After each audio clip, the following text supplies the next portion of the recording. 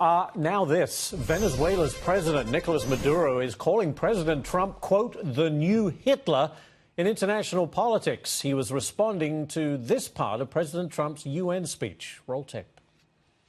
The socialist dictatorship of Nicolas Maduro has inflicted terrible pain and suffering on the good people of that country.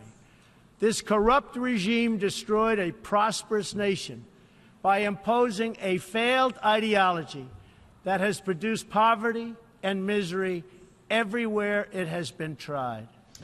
Couldn't say it plainer than that. Joining us now is Vanessa Neumann, author of the book Blood Profits, How American Consumers Unwittingly Fund Terrorists. Vanessa, thank you for joining us. You must have been very interested to see what the president said about Venezuela yesterday in that speech. What were your thoughts? I am. I was very pleased to see what he had to say. I had heard rumors from sources of mine that that Venezuela was going to feature large in UNGA, and I was not disappointed. I was happy to see that he was standing up for the people of Venezuela, that he called the regime corrupt, which it is. It's, I think, one of the second largest kleptocracy on the planet, actually probably the largest in terms of number of amount of money stolen.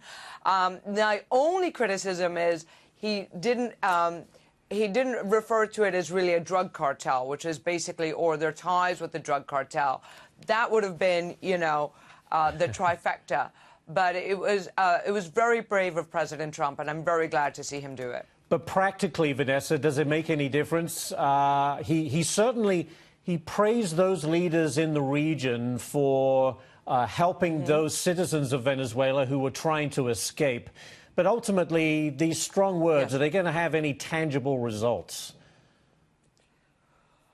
Well, we don't know. I mean, President Trump has backed away from his statement of, you know, sort of military intervention, and Colombian President Santos has sort of dropped the ball and said he will not support that. I think what is going to happen in Venezuela, however, is, you know, obviously increasing sanctions.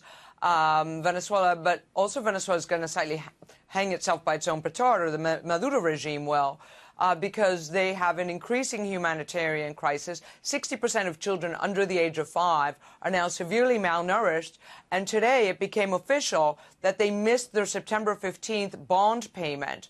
If they don't pay it within 30 days, this could be the start of a cascade of defaults. So we're not there yet, but we're starting to see, you know, the catastrophe of the Maduro regime, and that could well bring some form of intervention in terms of a humanitarian crisis where the rest of the region has to step up. So I think that's the way this is going to unfold. Very quickly, I have literally 10 seconds, Vanessa. To that point, when does this come to an end? When does Maduro himself be forced out, if ever? Well, the sooner the better, quite frankly, yes, so that there's some sort of country to recover. I'm hoping by the end of the year. I don't see how he can last much longer than that. There are forces within, and they're already negotiating his exit, and that's very much an open secret. Vanessa Neumann, as always, great insight, and we'll continue to follow the story. Vanessa, thank you very much from London today.